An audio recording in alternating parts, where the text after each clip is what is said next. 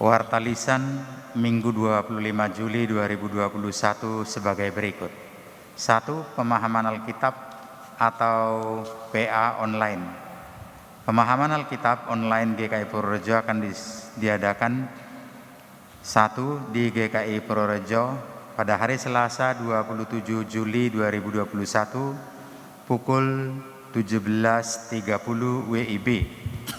Di Bajem Celapar hari Rabu 28 Juli 2021 pukul 19 WIB dengan tema Mujizat Sederhana. Bacaan dari 2 Raja-Raja 4 ayat 38 sampai dengan 44. PA akan diselenggarakan secara online melalui grup WhatsApp. Kedua, Persekutuan Remaja Pemuda. Persekutuan Remaja Pemuda akan diadakan di Bajem Celapar hari Jumat 30 Juli 2021 pada pukul 19 WIB. Di GKI Purworejo hari Sabtu 31 Juli 2021 pukul 18 WIB. Persekutuan Remaja Pemuda ini akan diadakan secara online. Yang ketiga, Persekutuan Lansia. Persekutuan Lansia akan dilaksanakan pada hari Kamis tanggal 29 Juli 2021 waktu pukul 18 WIB atau jam 6 sore. Persekutuan Lansia ini dilaksanakan secara online. Yang keempat, tanggap COVID-19. Apabila saudara terinfeksi COVID-19 atau harus menjalani karantina atau isolasi mandiri dan membutuhkan bantuan, baik dukungan doa, pastoral, maupun kebutuhan sehari-hari lainnya, saudara dapat menghubungi Penatua Susana dengan nomor 081 392 120 130. Penatua Kesia 08 222 555 7643 atau anggota Majelis Jemaat dan Bapim Celapar lainnya. Demikian warta lisan pada hari ini. Kita akan mulai ibadah. Mari kita masuk ke saat teduh. Saudara-saudara, mari kita bangkit berdiri. Marilah kita bersyukur dan memuji Tuhan, sebab pemerintahannya tetap selama-lamanya. Ia penopang bagi semua orang yang jatuh dan penegak bagi semua orang yang tertunduk. Ia membuka tangannya bagi yang menantikan Dia dan berkenan mengenyangkan segala yang hidup. Tuhan itu adil dalam segala jalannya dan penuh kasih setia dalam segala perbuatannya. Saudara-saudara, kita menaikkan pujian dari Kidung Jemaat 10 bait 1, 3, dan 4.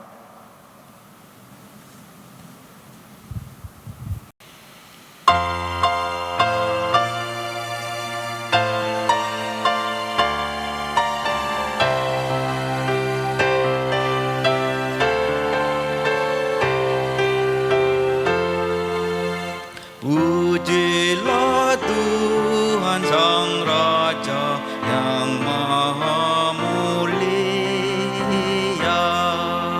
segenap hati dan jiwaku pujilah Dia. Datang berkah, berilah musikmu bergaung, angkatlah puji-pujian. Pujilah Tuhan yang bijak mengubah tubuh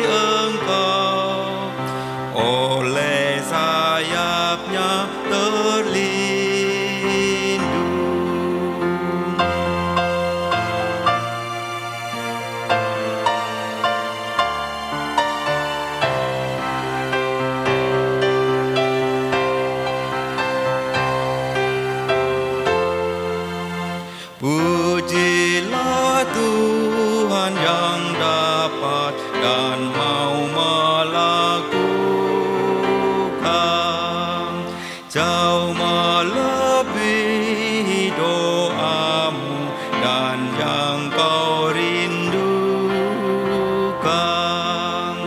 Ingat teguh, Ia berkuasa penuh, kasih-Nya terus kau temukan.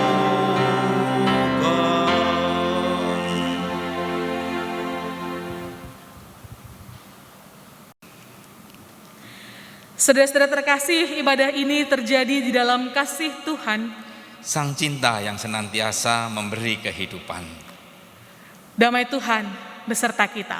kini dan selamanya. Saudara-saudara, kepada jemaat di Efesus, Paulus berkata demikian, "Aku berdoa supaya kamu bersama-sama dengan segala orang kudus dapat memahami betapa lebarnya dan panjangnya dan tingginya dan dalamnya kasih Kristus, dan dapat mengenal kasih itu sekalipun ia melampaui segala pengetahuan." Di tengah suasana dan situasi hidup yang terasa menekan, saudara-saudara, kita bersyukur karena kasih Allah tidak pernah meninggalkan kita. Cintanya senantiasa mengasuh dan membasuh kita. Bahkan di tengah persoalan, Dia membentuk kita menjadi orang-orang yang lebih tangguh dan mengajarkan kita arti belas kasih yang sesungguhnya. Nah, saudara-saudara, kalau kita sudah memahami dan sudah mengenal kasih Tuhan, apakah kita juga sudah menghidupi dan membagikan kasih itu kepada sesama?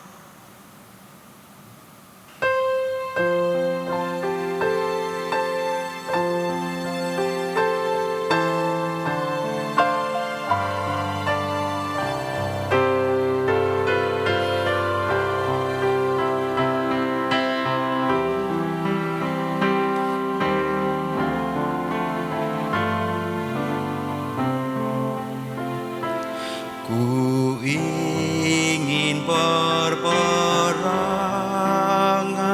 laksana Tuhanku, lemah lembut dan ramah dan manis budiku,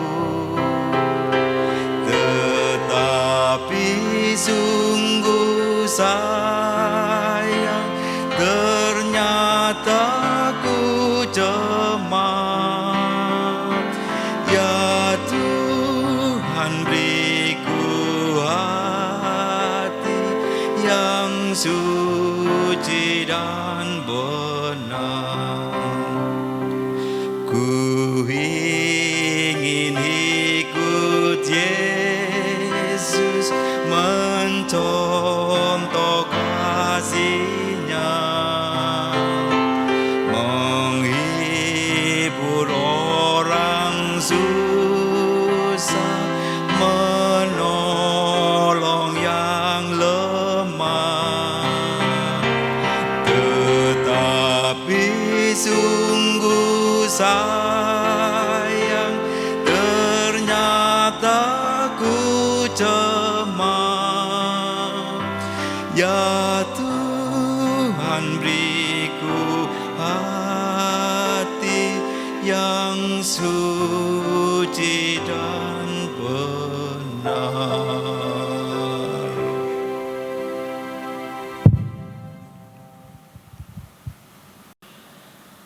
Marilah kita bersatu di dalam doa. Ya Tuhan, kami ingin orang melihat Tuhan ada di dalam hidup kami. Kami ingin menjadi saksi Tuhan dimanapun kami berada. Tetapi kami menyadari Tuhan bahwa seringkali kami tidak mampu melakukannya dengan sempurna. Keegoisan di dalam diri kami membuat kami tidak mampu untuk berbagi, tidak mampu untuk mengampuni. Keegoisan menutup mata kami terhadap orang-orang yang membutuhkan pertolongan kami. Ketakutan membuat kami hanya mampu memikirkan kekhawatiran kami sendiri, sehingga kami menjadi lumpuh dan tidak mampu menjadi saksi-Mu. Ampuni kami Tuhan. Ampuni kami jikalau kami menjadi batu sandungan bagi saudara-saudara kami. Ya Tuhan, kasihanilah kami. Dengarkanlah doa kami dan tolonglah kami supaya kami boleh hidup semakin serupa dengan Engkau. Tolonglah kami untuk bisa mendengar suara Tuhan dan boleh dibentuk oleh tangan Tuhan. Di dalam nama Tuhan Yesus Kristus, Juru Selamat kami berdoa. Amin. Saudara-saudara, buat kita yang dengan sungguh-sungguh menyatakan dosa kita, marilah kita berdiri dan sambutlah berita anugerah dari Tuhan. Mazmur 145 ayat 8-9 mengatakan, Tuhan itu pengasih dan penyayang, panjang sabar dan besar kasih setianya. Tuhan itu baik kepada semua orang dan penuh rahmat terhadap segala yang dijadikannya. Di dalam rahmat Tuhan, kita memperoleh pengampunan dosa. Demikianlah berita anugerah dari Tuhan. Syukur kepada Allah. Salam damai untuk kita semua.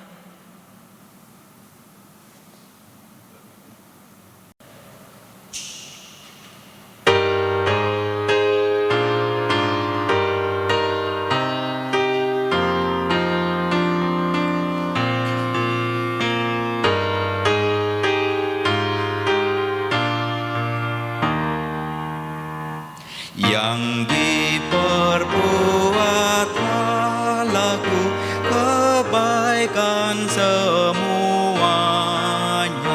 rancangannya tetap teguh, ku berserah padanya. Tuhanku lah selamanya yang ingin ku andalkan, padanya aku aman. Yang diperbuat Allahku mengubah kepahitan, sehingga cawan duka pun mengandung kemanisan,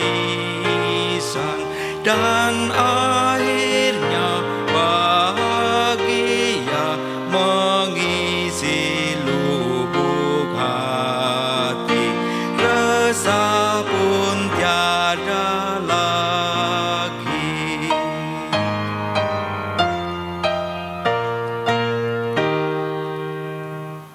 Yang diperbuat Allahku, peganganku abadi, bencana maut kemelut tak risau ku hadapi.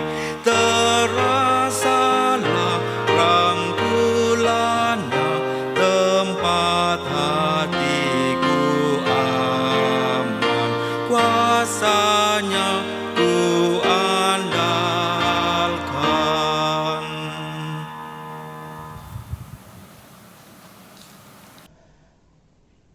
Saudara dan saudara Yesus Kristus, bersama kita akan mendengarkan firman Tuhan. Kita berdoa sebelum membaca serta merenungkannya. Mari kita berdoa. Allah yang kaya dengan anugerah, Engkau memanggil kami mengalami anugerah Allah yang tak terbatas. Dan dalam anugerah Allah itu, kami dipanggil untuk berbagi anugerah dengan sesama kami. Semoga kami dimampukan untuk terus-menerus berbagi anugerah Allah. Dan dalam hidup bersama, ajarlah kami mengikuti gerak Kristus, memandang pergumulan dengan benar, memandang pergumulan dengan cara pandang Allah. Mari Tuhan berfirman-Lah, kami akan mendengarkan serta melakukannya. Amin.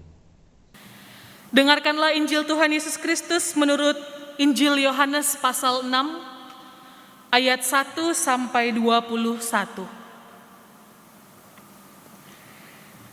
Sesudah itu Yesus berangkat ke seberang Danau Galilea, yaitu Danau Tiberias. Orang banyak berbondong-bondong mengikuti Dia karena mereka melihat mujizat-mujizat penyembuhan yang diadakannya terhadap orang-orang sakit. Dan Yesus naik ke atas gunung dan duduk di situ dengan murid-muridnya. Dan Paskah, hari raya orang Yahudi, sudah dekat.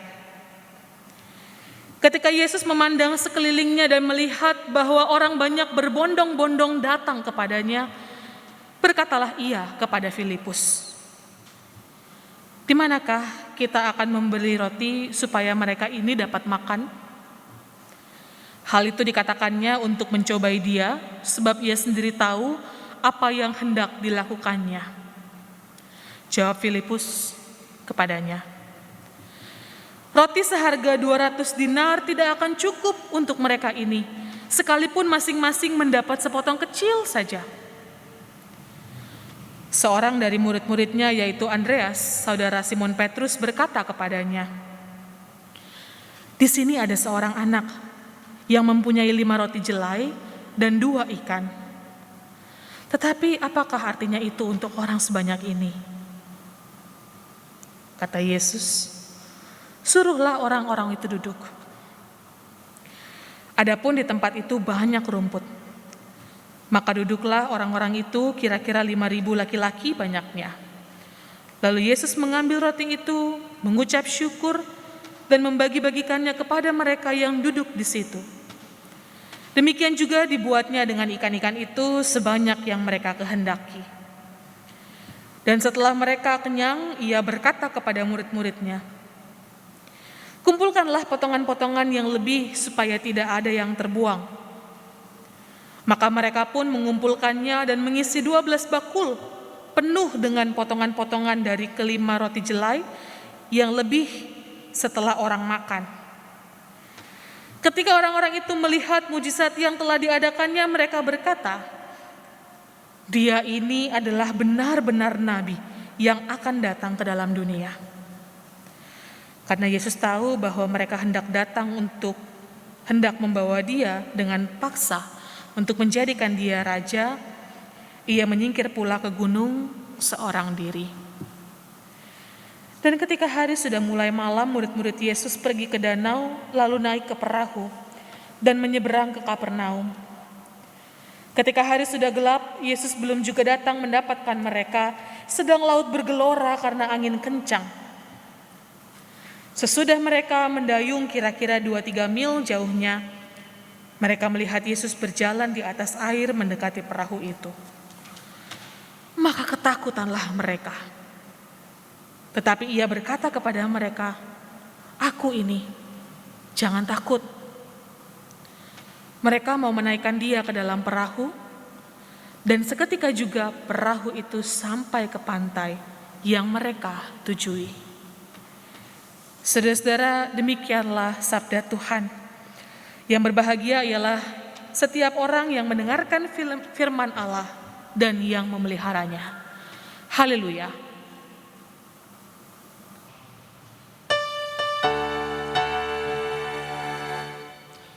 Haleluya, haleluya, haleluya.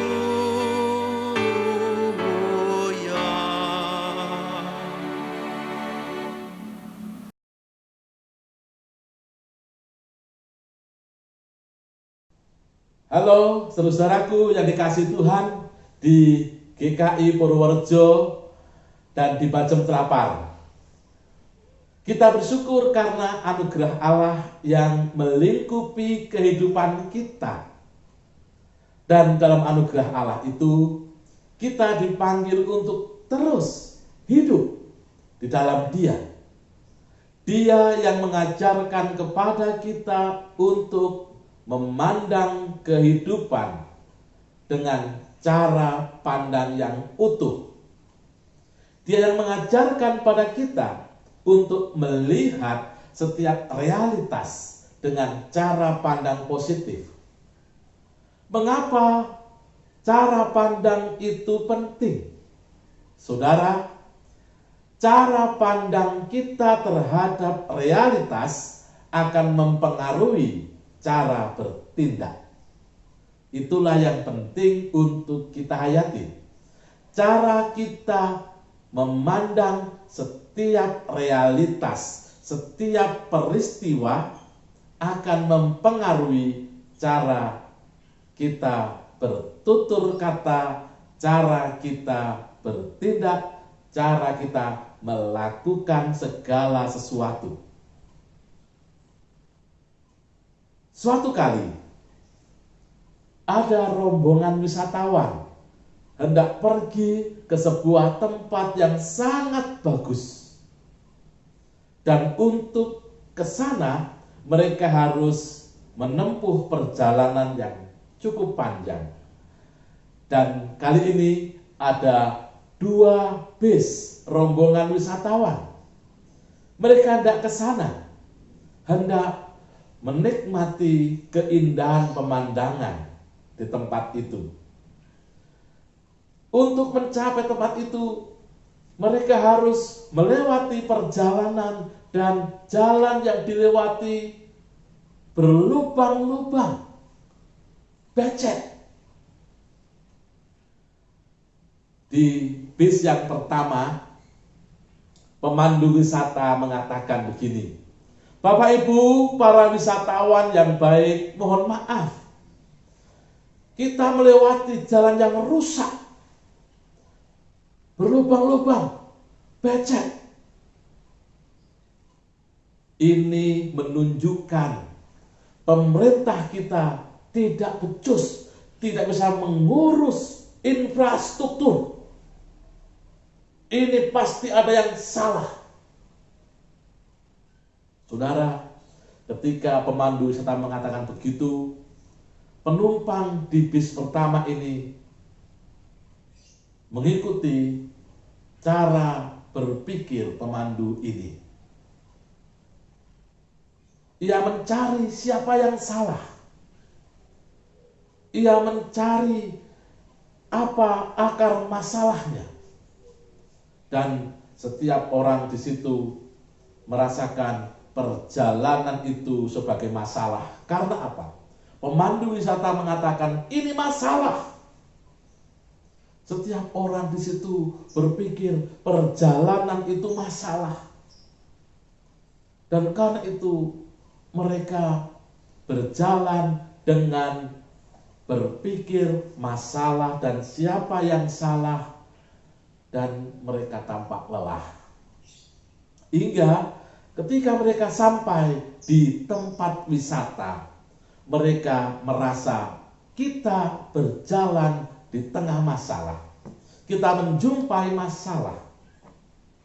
Wajah mereka tampak lelah, semuanya tampak tidak gembira. Padahal lokasi itu sangat bagus. Berbeda dengan bis yang kedua. Bis yang kedua melewati jalan yang sama, jalan yang berlubang-lubang, jalan yang becek. Pemandu wisata mengatakan begini, Bapak Ibu para wisatawan yang baik, kali ini kita hendak menuju tempat yang indah sekali. Dan untuk mencapai tempat itu, sekarang kita melewati perjalanan dan jalan-jalan kita penuh lubang. Bapak Ibu para wisatawan yang baik, karena perjalanan kita melewati jalan yang becek dan penuh lubang, mari kita menjadikan perjalanan ini sebagai petualangan. Kita berpetualang di jalan-jalan yang becek, jalan yang berlubang-lubang. Dan karena kita berpetualang, maka nikmatilah petualangan ini dengan gembira. Kita siap untuk berpetualang. Dan apa yang terjadi, saudara? Para wisatawan di bis yang kedua menganggap perjalanan mereka sebagai petualangan. Maka setiap kali mereka melewati jalan yang berlubang, mereka berteriak, iya, iya, iya, iya. Wow, menyenangkan sekali untuk mereka. Ini sebuah perjalanan yang menyenangkan, perjalanan yang membuat mereka merasa tertantang untuk menikmati petualangan itu. Dan ketika mereka sampai di lokasi wisata, wajah mereka penuh dengan kegembiraan dan mengatakan, yes, kita menikmati petualangan, menikmati kegembiraan, menikmati kebersamaan. Indah sekali. Cara pandang terhadap realitas menentukan cara bersikap.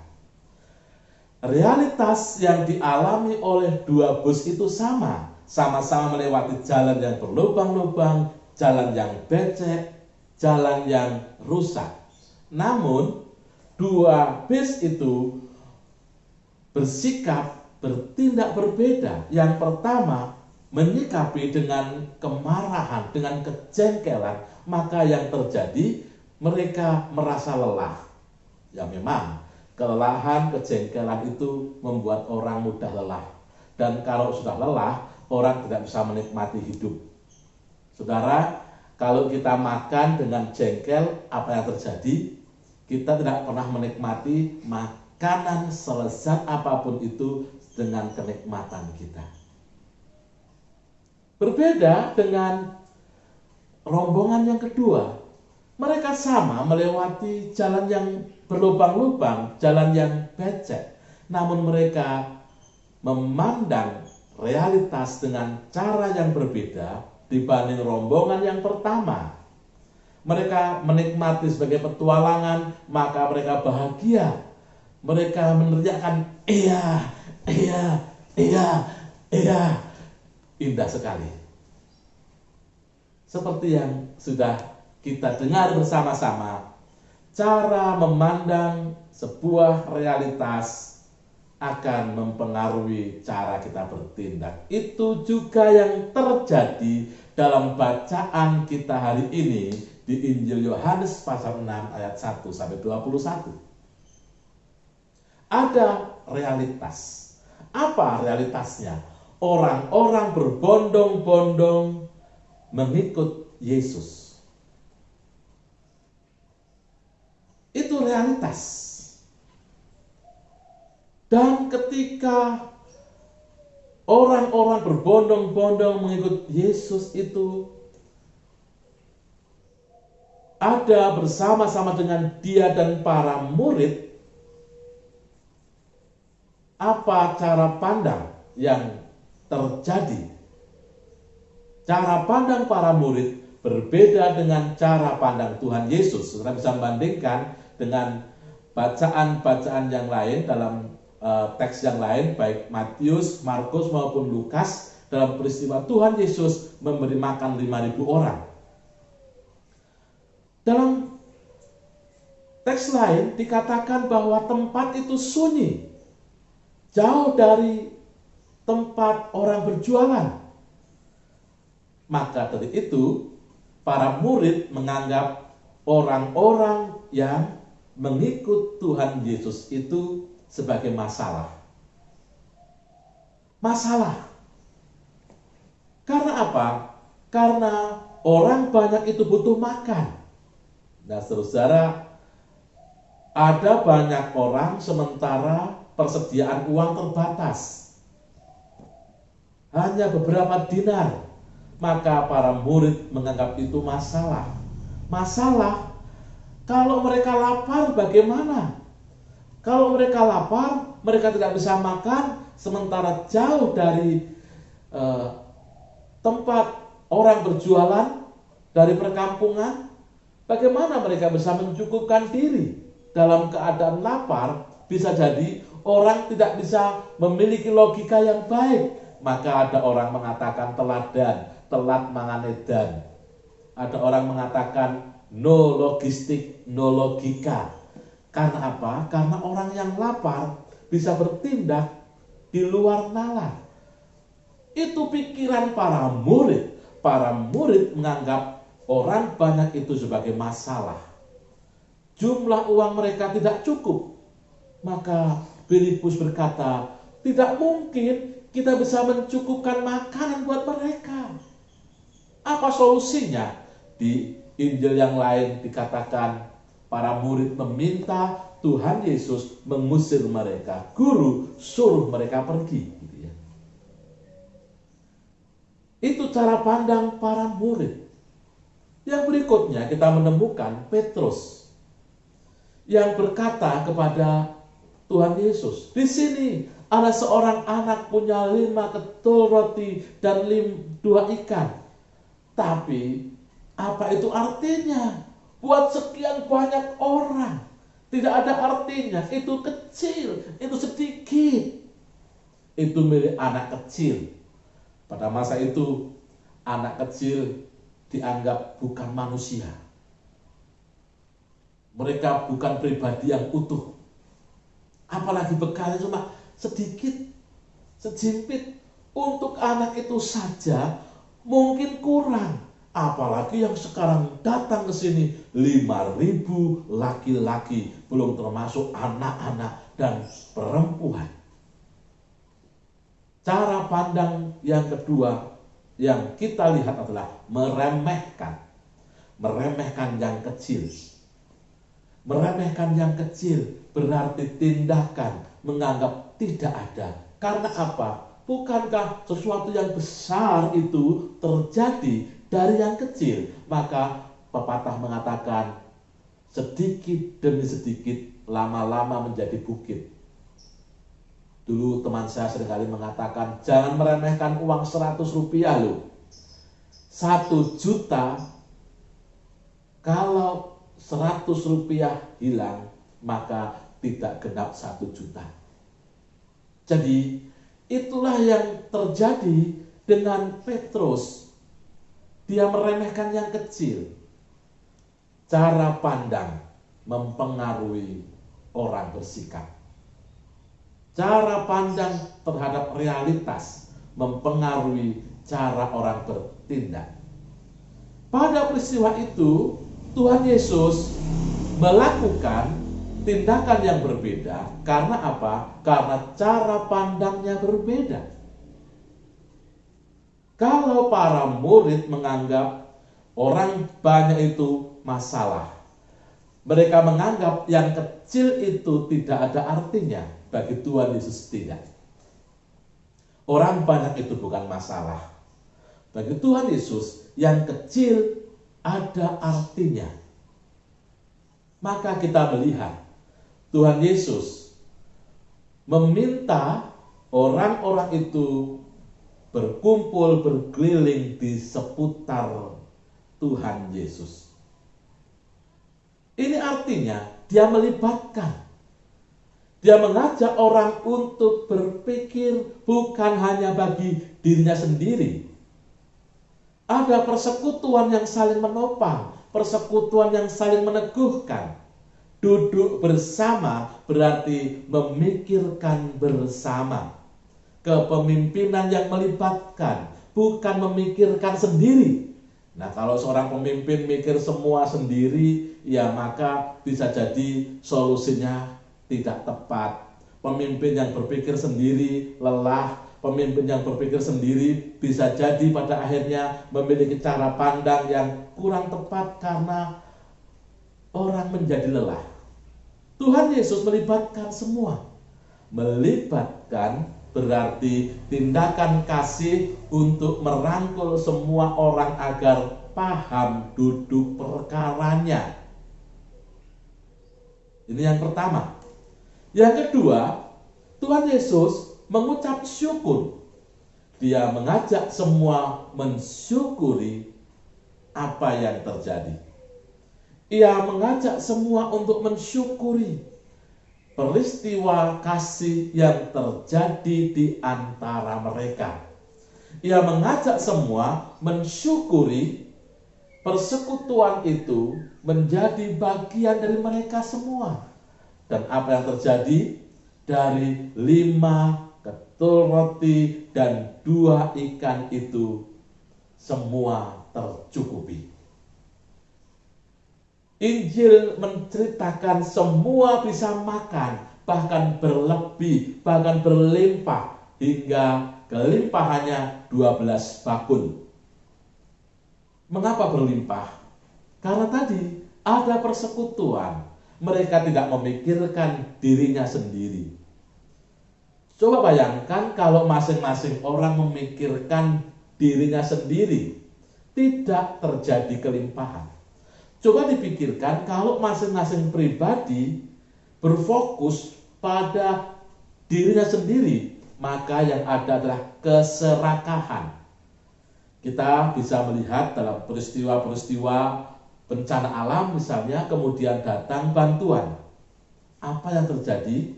Kita sedih ketika melihat banyak orang berebut, susah untuk antri, memikirkan dirinya sendiri. Kalau sudah mendapat, malah menimbun, disimpan. Dan apa dampaknya? Semua merasa kurang. Kalau pada waktu itu setiap orang merasa kurang, terus mengambil semua untuk diri sendiri, apalagi mengatakan kermah, mikir keomah, wah mumpung banyak makanan, ayo mikir keomah. Terus dimasukkan di bajunya, diumpetke, iki nggo sing nang omah ngono kuwi. Apa yang terjadi? Maka tidak ada kelimpahan, yang ada kurang. Kita bersyukur Tuhan Yesus mengajarkan kepada setiap pribadi memiliki cara pandang berkelimpahan dengan mengucap syukur.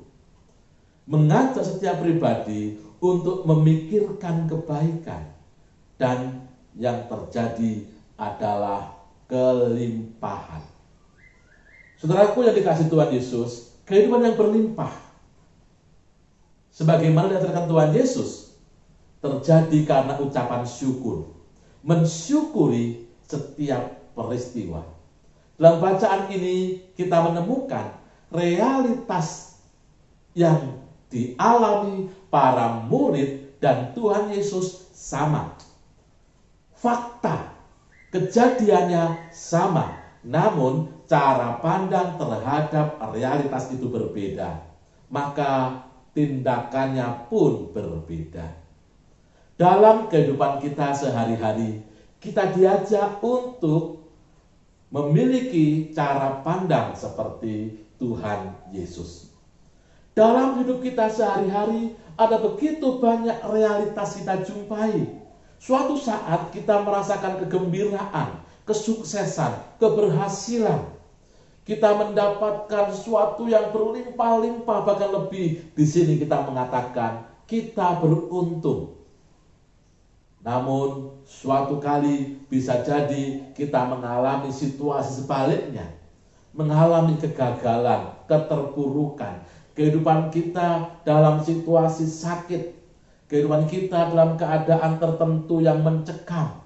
Di sini orang mengatakan kita buntung, bukan untung, namun buntung. Dari realitas itu, saudara, cara pandang menjadi penting.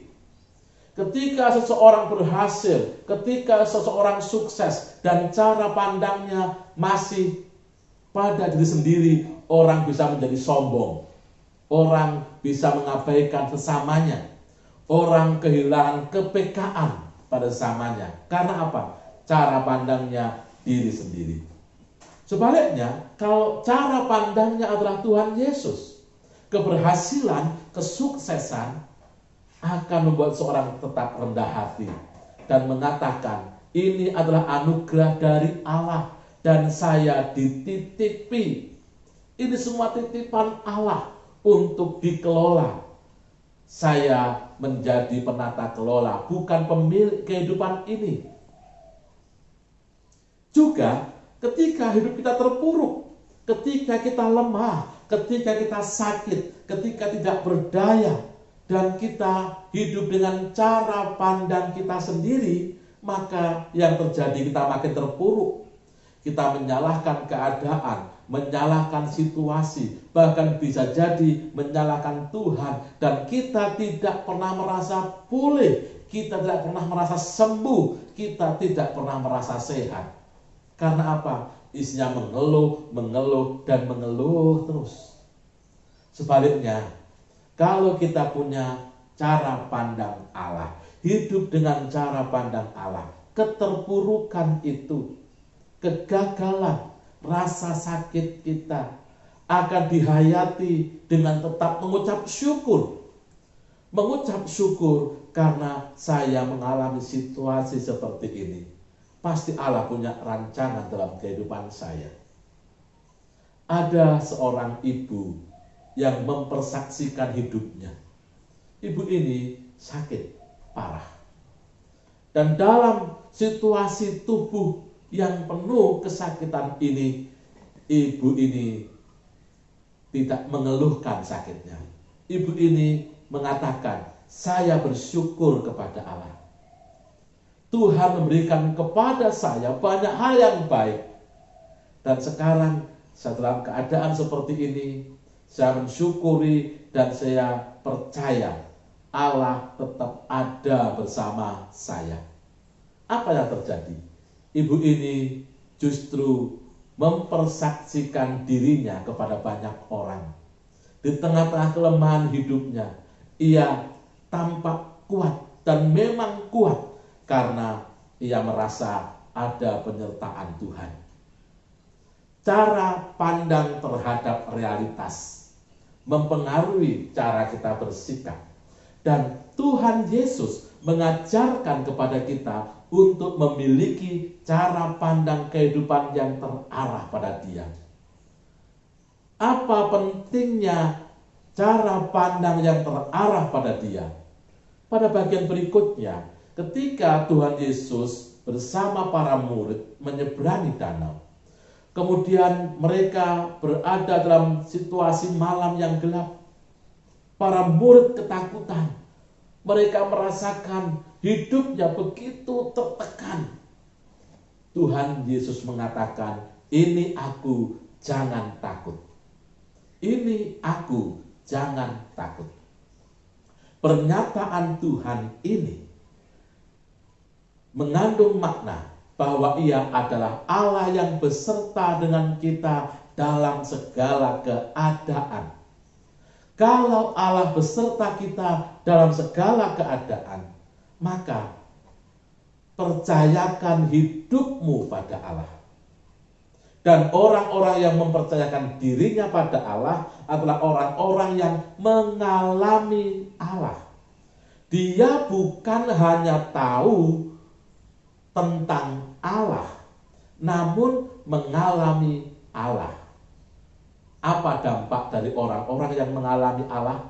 Orang-orang yang mengalami Allah hidupnya dipengaruhi oleh Allah, dibimbing oleh Allah, maka hidupnya tenang, dan ketenangan batin itu membuat orang itu memiliki cara pandang seperti Allah, cara pandang seperti Tuhan Yesus. Ketika sukses, dia tetap tenang. Ketika gagal, dia tetap tenang. Ketika dalam pergumulan yang berat sekalipun, ia tetap tenang. Saudara yang dikasihi Tuhan Yesus, hari ini firman Tuhan mengingatkan kita untuk memiliki cara pandang seperti Tuhan Yesus. Bagaimana kita mewujudkan hal ini dalam hidup sehari-hari?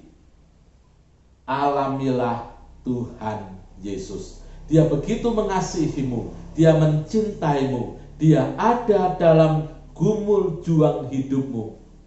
Ia mengatakan, ini aku, jangan takut. Yakini, percayakan hidupmu kepada Dia. Ini aku, jangan takut, karena Dia Tuhan yang beserta dengan kita. Amin. Saat hening untuk kita semua, mari kita merenungkan pengalaman bersama Allah yang hidup.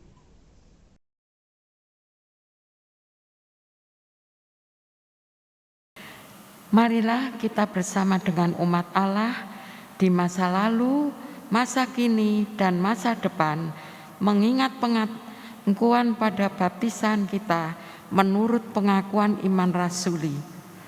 Aku percaya kepada Allah Bapa yang Maha Kuasa, Khalik langit dan bumi, dan kepada Yesus Kristus, Anaknya yang tunggal Tuhan kita, yang dikandung daripada Roh Kudus, lahir dari anak darah Maria, yang menderita sengsara di bawah pemerintahan Pontius Pilatus, disalibkan, mati dan dikuburkan, turun ke dalam kerajaan maut.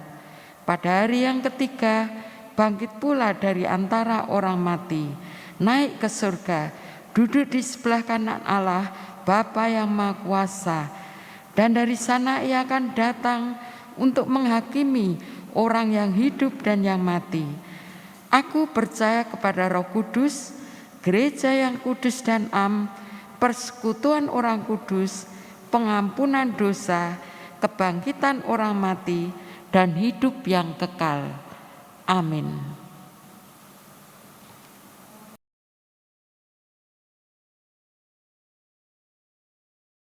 Saudara, mari kita menaikkan doa syafaat kita.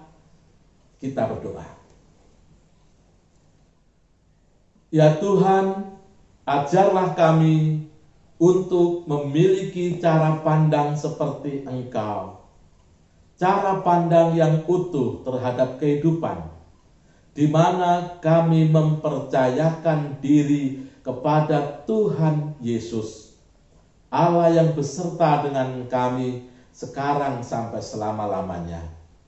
Dan dengan cara pandang ini, kami dimampukan untuk melihat setiap realitas dengan cara pandang positif, cara pandang penuh berkat, serta mensyukuri setiap hal yang terjadi. Sehingga kami tidak takut menjalani kehidupan. Ya Tuhan, hari ini kami juga bersyukur untuk persekutuan umat-Mu di GKI Purworejo. Di sini kami dihimpunkan untuk bersama-sama saling meneguhkan satu sama lain. Tuhan memberkati majelis jemaat, panitia bakal jemaat. Kau berkati para penatua dan keluarganya. Kau berkati Pendeta Heni Yulianti dan keluarga. Kau berkati Penatua Yohana Kesia. Kau berkati para pekerja gereja. Kau berkati seluruh anggota jemaat dan simpatisannya. Dan hari ini kami GKI Purworejo merayakan kasih-Mu dengan pelantikan pengurus komisi-komisi badan pelayanan jemaat yang Tuhan pakai untuk melayani umat-Mu, melayani Tuhan melalui karya mereka. Kau berkati setiap pribadi yang dilantik ini supaya mereka mengalami Tuhan Yesus, dan pengalaman bersama Tuhan Yesus membuat mereka dapat mewujudkan pelayanan yang penuh cinta. Kami juga berdoa untuk setiap program pelayanan di gereja-Mu. Semoga setiap program pelayanan itu memberkati kehidupan, terutama di masa pandemi ini, agar kami dapat mengabdikan hidup bagi sesama. Ya Tuhan, kami juga berdoa bagi saudara kami yang bergumul dalam kehidupannya, mereka yang sakit, mereka yang saat ini terpapar virus COVID dan harus isolasi mandiri, mereka yang OTG, atau setiap pribadi yang saat ini dalam situasi pergumulan dengan sakit penyakitnya. Tuhan beserta dengan mereka untuk mereka mengingat perkataan Tuhan Yesus, ini aku, jangan takut. Kami juga berdoa saudara kami yang lanjut usia. Dalam usia itu mereka berpegang teguh pada Tuhan. Kami juga doakan untuk setiap hal yang dilakukan dalam rangka kebaikan. Warung, toko, kios, usaha, bisnis, studi, pekerjaan, dalam kami mencari kerja, semuanya kami serahkan kepadamu karena kami percaya Tuhan beserta kami. Dan kami doakan hidup di Purworejo ini, tempat di mana Tuhan menempatkan kami. Engkau beserta dengan kami ya Tuhan, supaya kami bergandengan tangan dengan masyarakat, bertolong-tolongan, menanggung beban kehidupan. Bangsa kami Indonesia, kami serahkan kepadamu. Kau berkati Indonesia agar di situasi pandemi ini semua bertolong-tolongan. Tidak ada pihak yang mencari-cari kesalahan, mempersalahkan, apalagi memancing di air keruh dalam situasi ini. Berkatilah Indonesia ya Tuhan. Dan kami menyerahkan kehidupan kami selama sepekan mendatang dalam anugerah Allah. Besertalah dengan kami ya Tuhan. Inilah doa kami yang kami kepadamu ya Tuhan. Allah kami yang mengatakan pada kami, ini aku, jangan takut. Padamu kami berdoa. Amin.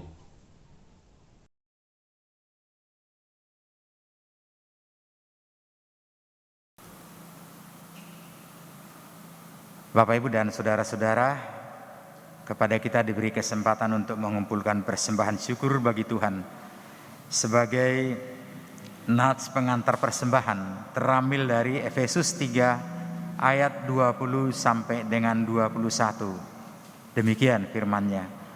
Bagi Dialah yang dapat melakukan jauh lebih banyak daripada yang kita doakan atau pikirkan, seperti yang ternyata dari kuasa yang bekerja di dalam kita. Bagi Dialah kemuliaan di dalam jemaat dan di dalam Kristus Yesus, turun-temurun sampai selama-lamanya. Amin.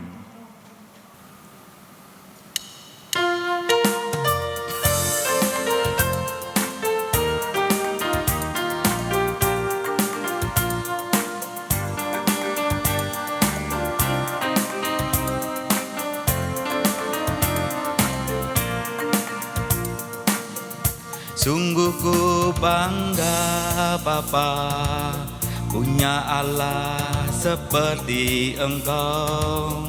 Sungguh ku bangga Yesus atas segala pengorbananmu.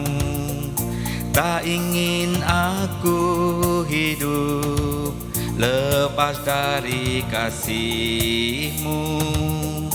Kasih-Mu menyelamatkan dan beriku pengharapan. Kini ku persembahkan apa yang aku miliki. Memang tiada berarti bila dibanding dengan kasih-Mu. Namun ku ingin memberi dengan sukacita di hati, karena ku tahu ini menyenangkan hati-Mu. Kini ku persembahkan apa yang aku miliki. Memang tiada berarti bila dibanding dengan kasih-Mu. Namun ku ingin memberi dengan sukacita di hati, karena ku tahu ini menyenangkan hati-Mu. Karena ku tahu ini menyenangkan hati-Mu.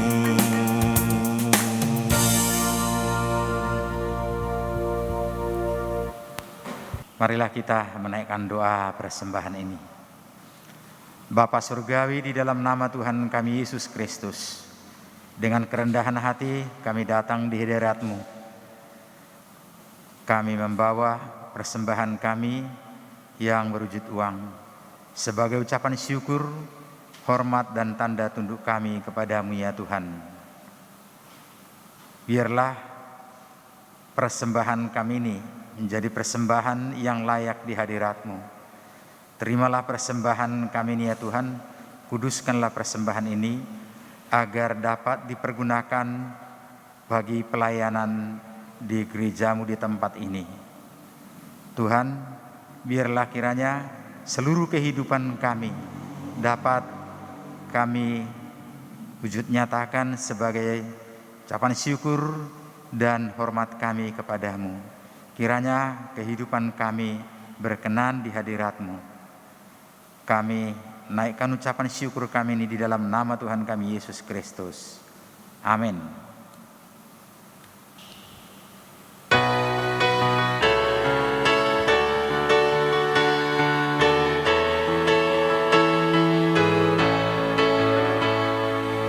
Di jalan hidup yang lebar sempit, orang sedih mengerang.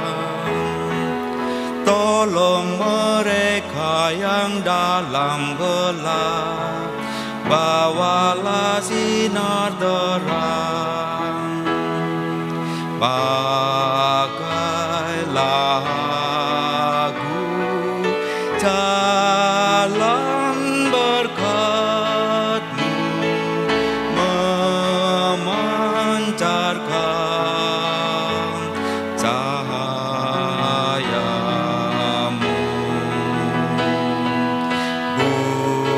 Buatlah aku saluran berkat bagi siapa yang risau penang. Seperti Tuhan memberi padamu dan mengasihi dikau, beri bantuan-Mu di mana perlu. Yesus mengutus Engkau.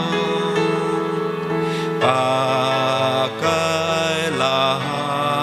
aku jalan berkat-Mu, memancarkan cahaya-Mu.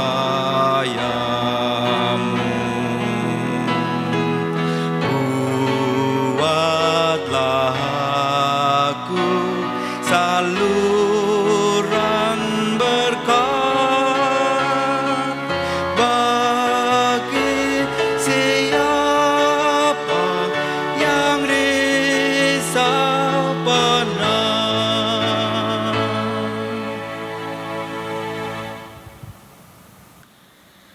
Saudara-saudara, arahkanlah hatimu kepada Tuhan. Kami mengarahkan hati kami kepada Tuhan. Jadilah saksi Kristus. Syukur kepada Allah, Terpujilah Tuhan. kini dan selamanya. Kita bersama memohon berkat dari Tuhan. Kiranya Tuhan memberkati kita dan melindungi kita. Tuhan menyinari kita dengan wajah-Nya dan memberi kita kasih karunia. Kiranya Tuhan menghadapkan wajah-Nya kepada kita dan memberi kita damai sejahtera.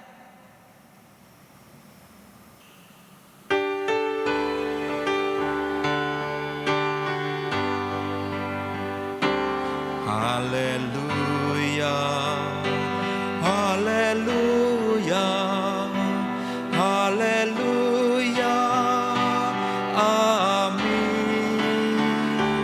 Di setiap kata dan kata